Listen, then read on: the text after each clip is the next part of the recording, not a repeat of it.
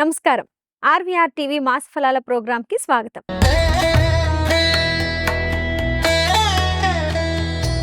ప్రతి నెల గ్రహగతులను తెలుసుకుంటూ రాశి ఫలితాలను విశ్లేషిస్తూ ఆర్వీఆర్ టీవీ చేస్తున్న ప్రత్యేకమైన ప్రోగ్రాం మాస ఫలాలు. ఈ ప్రోగ్రాంని ఆదరిస్తున్న మీ అందరికీ ధన్యవాదాలు. సెప్టెంబర్ నెల. ఈ నెల భక్తికి శక్తికి ప్రతీకగా నిలిచే పవిత్రమైన మాసం. భాద్రపద మాసం ముగింపు, ఆశ్వయుజ మాసం ప్రారంభం. విఘ్నాలను తొలగించే మహాగణపతి అనుగ్రహం, జగజ్జనని అమ్మవారి కృపా కటాక్షం మన జీవితాలని ఆనందమయం చేస్తుంది. మరి ఈ సెప్టెంబర్ మాసంలో గ్రహగతులు ఎలా ఉన్నాయి? ఏ రాశి వారికి అదృష్టం కలిసొస్తుంది? ఈ నెలలో ఎలాంటి పరిహారాలు చేసుకోవాలి? ఇలాంటి ఆసక్తికరమైన ఎన్నో విషయాలను తెలుసుకుందాం. మనతో పాటు స్టూడియోలో ప్రముఖ ఆధ్యాత్మికవేత్త, జ్యోతిష్య పండితులు బ్రహ్మశ్రీ డాక్టర్ శ్రీ సివిపి సుబ్రహ్మణ్యం గారు ఉన్నారు. ఆయన్ని అడిగి మరిన్ని వివరాలు తెలుసుకుందాం. నమస్కారం గురుగారు. నమస్కారం. గురుగారు, మనం ప్రతి నెలకు సంబంధించినటువంటి రాశి ఫలాలను తెలుసుకోవడం జరుగుతుంది. దాంట్లో భాగంగా అసలు సెప్టెంబర్ నెలలో ఏ రాశి వారికి ఏ విధంగా ఉంటుందనే విషయాల్ని తెలియజేయండి. మకర రాశి వారికి సెప్టెంబర్ నెలలో ఏ విధంగా ఉండబోతుంది గురుగారు? మకర రాశి కొంచెం విచిత్రమైన స్థితిలో ఉంది ఇప్పుడు. ఏంటంటే ఆత్మవిశ్వాసం పెరుగుతుంది, శ్రమకు తగిన ఫలితాలను పొందొచ్చు, బాగానే ఉంది. అయితే తీసుకునేటువంటి నిర్ణయాల్లో స్పష్టత పెరుగుతుంది, అది కూడా బాగానే ఉంది. గురుడు సప్తమ దృష్టితో చూస్తున్నాడు, బాగుంది. తృతీయంలో లగ్నాధిపతి ఉన్నాడు, ఇతరుల సహకారం బాగుంటుంది. ముఖ్యంగా తమ కింద పనిచేసేటువంటి వారి యొక్క సహకారం బాగుంటుంది. కొంతకాలంగా ఆగిపోయినటువంటి పనులు కూడా ముందుకు సాగేటువంటి అవకాశం ఉంది. అయినప్పటికీ ఏమవుతుంది, ద్వితీయ స్థానంలో ఉండేటువంటి రాహు వల్ల అనవసరంగా మాటలు దొరలడం వల్ల అనుకూలంగా ఉన్న వాళ్ళు కూడా వ్యతిరేకమయ్యే ప్రమాదం ఉంది. అలాగే బంధువుల నుంచి కూడా మనకు సహాయ సహకారాలు లభిస్తూనే ఉంటాయి, కానీ మాట్లాడే తీరు వల్ల దూరం అయ్యే ప్రమాదం ఉంది. అలాగే తృతీయంలో శని ఉన్నందువలన ప్రయాణాలు అయితే జరుగుతాయి, కానీ అవి కొంత ఆలస్యంగా జరుగుతుంటాయి. ఆలస్యంగా జరిగినా కూడా వాడు లగ్నాధిపతి కావడం వలన ఫలితాలు మాత్రం అనుకూలంగానే ఉంటాయి. అలాగే ఉద్యోగస్తులు తమ ప్రతిభను చూపిస్తారు, అందరూ అధికారుల యొక్క ఆదరణ పెరుగుతుంది. వ్యాపారాలలో పరిచయాలు బాగుంటాయి, కొత్త పరిచయాలు, మంచి అవకాశాలు వస్తాయి. అలాగే ఏదైతే ముఖ్యమైనటువంటి కార్యక్రమాలు ఉన్నాయో వాటిలో మీ కమ్యూనికేషన్ బాగుంటుంది.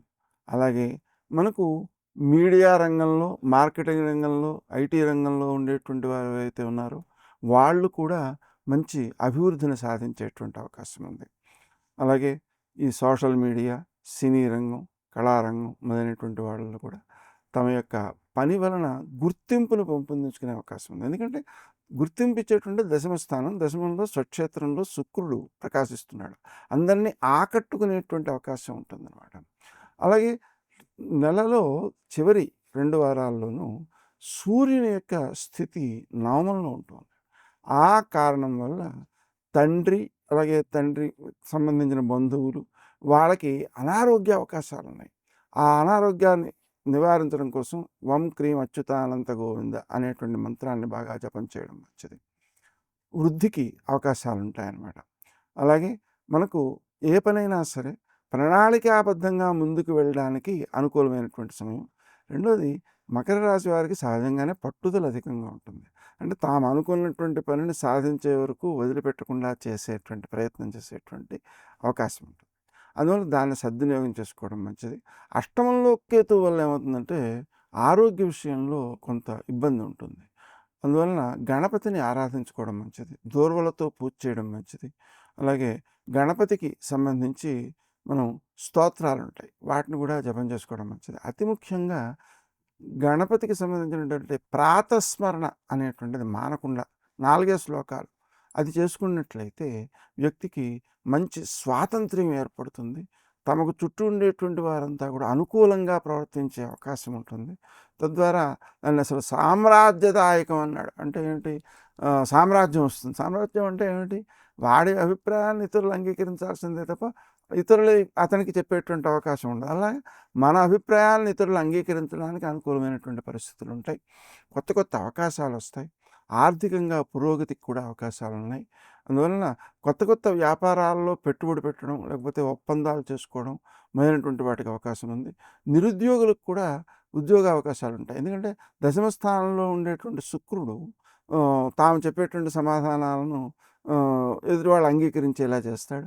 అలాగే ఆకట్టుకోవడం అనేటువంటిది కూడా ఉంటుంది. ఆకర్షణీయంగా ఉంటుంది. అందుకని దాని ద్వారా ఉంటుంది. అందులోనూ ముఖ్యంగా సినీ రంగంలో ఉండేటువంటి వారికి ఎక్కువ అభివృద్ధికి అవకాశాలున్నాయి. అవకాశాలు వాళ్ళకి లభిస్తాయన్నమాట. అందువల్ల మొత్తంపై చూసినట్లయితే పెద్దల యొక్క సలహా తీసుకుని ప్రతి వాళ్ళు కూడా వాళ్ళ అనుభవాన్ని తమ యొక్క కృషితో రంగరించుకున్నట్లయితే వాళ్ళకి అభివృద్ధి ఎక్కువగా ఉంటుంది. ముఖ్యంగా విద్యార్థులు తాము విజయాలు సాధించడానికి పుణ్యాన్ని కూడా పెంచుకోవాల్సినటువంటి అవసరం ఉంది. అలా పుణ్యం పెరగాలంటే ఏం చేయాలి అంటే తప్పనిసరిగా తల్లిదండ్రులకు ప్రదక్షిణము చేసి నమస్కారం చేసినట్లయితే అది ఎక్కువ ఫలితాన్ని ఇస్తుంది. అది మనకు తెలుసు. అది వినాయక చవితి నాడు మనం కథ చదువుకుంటాం కదా. ఆ కథలో వినాయకుడు తల్లిదండ్రులకు ప్రదక్షిణం చేసి నమస్కారం చేసినందువల్ల భూప్రదక్షిణం చేసిన ఫలితాన్ని పొందినట్టుగా మనం చూసాం, కథ వింటాం. అలాగా మనం తల్లిదండ్రులకు పిల్లలకి అలవాటు చేయాలన్నమాట. ఇది ఏదో కొత్తగా ఉంటుంది, లేదా ఇబ్బందిగా అనిపిస్తుంది మనస్సుకి అని వదిలేయకుండా ప్రతిరోజు వాళ్ళు ప్రదక్షిణం చేసి నమస్కారం చేయడం అనేటువంటిది అలవాటు చేసినట్లయితే వాళ్ళకి పుణ్యం సమకూడుతుంది. పుణ్యం వల్ల వాళ్ళు అభివృద్ధిని సాధిస్తారు. దీన్ని అలవాటు చేయాలి. అలాగే వ్యాయామానికి ప్రాణాయామానికి ప్రాధాన్యత ఇవ్వడం వల్ల వ్యక్తికి ఆరోగ్యం బాగుంటుంది. అలాగే విశ్రాంతికి కూడా ప్రాధాన్యం ఇవ్వాలి. రాత్రి 9 నుంచి 12 గంటల వరకు పడుకునే నిద్ర ఏదైతే ఉందో అది అమృతం. అది అమృతం లాంటిది. వ్యక్తులకి ఆరోగ్యాన్ని పెంపొందించడంలో అమృతం లాంటిది. అందుకని ముఖ్యంగా కలియుగంలో కూడా గణపతి, చండి వీళ్ళిద్దరిని పూజించడం అనేది ఎక్కువ ఫలితాన్ని ఇస్తుందని శాస్త్రం చెబుతుంది. అందువల్ల గణపతిని పూజ చేసుకోవడం, గణపతయే నమః అనుకోవడం, అలాగే దుర్గాదేవిని పూజ చేసుకోవడం, ఇవన్నీ సత్ఫలితాలను ఇస్తాయి. ముఖ్యంగా ద్వితీయంలో ఉండేటువంటి రాహువు వల్ల మనం దాన్ని కనుక చేసినట్లయితే అది ఎక్కువ అనుగ్రహాన్ని కలగజేస్తుంది. ముఖ్యంగా అష్టమ స్థానంలో అష్టమాధిపతి ఉన్నాడు. ఆ అష్టమాధిపతి అయినటువంటి రవి ఉండడం వల్ల ఆరోగ్య విషయంలో ఎక్కువ శ్రద్ధ తీసుకోవాలి. ఆ కారణంగా వం క్రీం అచ్యుతానంత గోవింద అనేటువంటి మంత్రాన్ని జపం చేసుకుంటూ తమకు శరీరంలో ఏ భాగంలో అనారోగ్యం ఉందో ఆ భాగంలో తమ కుడి చేయబెట్టుకుని ఆ జపం చేసుకుంటున్నట్లయితే త్వరితంగా ఫలితం సిద్ధిస్తుంది. అలాగనే సూర్యుడికి సంబంధించినటువంటి వేలు, చేతి వేళ్లలో సూర్యుడికి ఒక వేలు ఉంది. అదేమిటి అంటే ఉంగరం వేలు. ఈ ఉంగరం వేలు మనం గోరు మీద, అందులో ఎడం చేతి ఉంగరం వేలు. ఎందుకని? ఎడమవైపు హృదయం ఉంది. హృదయం ఉన్నందువలన అటువైపు ఉండేటువంటి వేలికి ప్రాధాన్యం ఎక్కువ అన్నమాట. అందుకని ఎడం చేతి ఉంగరం వేలుని మనం గోరు దగ్గర గట్టిగా నొక్కుతూ కనుక ఈ మంత్రాన్ని జపం చేసుకుంటున్నట్లయితే అది హృదయాన్ని, సూర్యుడికి సంబంధించినటువంటి శిరస్సుని కూడా ఎక్కడ ఇబ్బందులు ఉన్నా కూడా ఆ ఇబ్బందుల్ని తొలగిస్తూ ఉంటుంది. అది చాలా చక్కని విధానం అన్నమాట. అదేవిధంగా మనకు సూర్యుడు కాబట్టి సూర్యుడికి గోధుమలు ఆధిపత్యం వహిస్తాయి. అందుకని గోధుమలను ఆవులకు నానబెట్టి పెట్టడం ఇది కూడా బాగా మేలు చేస్తుంది. లేదా దానం చేయడం అది కూడా మంచి చేస్తుంది. అయితే కొందరు ఏం చేస్తుంటారంటే రొట్టెలు చేస్తుంటారు. గోధుమ రొట్టెలు చేసి ఆవులకు పెడుతుంటారు. అది కూడా చాలా మంచిగా చేస్తుంది. అందువలన మనం అంటే వట్టి గోధుమలు తినడం కంటే ఇవి అలా తింటే నూనె వేయకుండానే వాటిని కాల్చుతారు, వాటిని పెడుతుంటారు అన్నమాట. అలాగా మనం ఆవులకు ఆహారాన్ని అందించడం. అలాగే మనకు శుక్రుడు దశమ స్థానంలో ఉన్నాడు కాబట్టి ప్రతి శుక్రవారం లక్ష్మీ అష్టోత్తర శతనామ స్తోత్రాన్ని పారాయణ చేసుకోవడం. అలాగే ఈ గోధుమలను కూడా మనకు ఎంతైతే బరువు ఉందో అన్ని గోధుమలని సద్వినియోగం చేయగలిగినట్లయితే ఇంకా మంచిది. తులా పురుష దానం అని అంటారు. అది కూడా చాలా మంచి చేస్తుంది. ఆరోగ్యాన్ని కాపాడుకోవడం అనేటువంటిది చాలా అవసరం. గురువుగారు, మకర రాశికి సంబంధించి చాలా చక్కటి విషయాల్ని తెలియజేసినందుకు ధన్యవాదాలు. చూసారుగా ఏ రాశి వారు ఎలాంటి పరిహారాలు చేసుకోవాలో. మీ రాశి ఏంటి, మీ ఫలితం ఏంటి అని తెలుసుకోవాలనుకుంటే సెప్టెంబర్ మాస ఫలాలు ప్లేలిస్ట్ని క్లిక్ చేయండి. మాస ఫలాల ప్రోగ్రామ్ని చూడండి. ఆర్వీఆర్ టీవీని లైక్ చేయండి, షేర్ చేయండి, సబ్స్క్రైబ్ చేసుకోండి. నమస్కారం.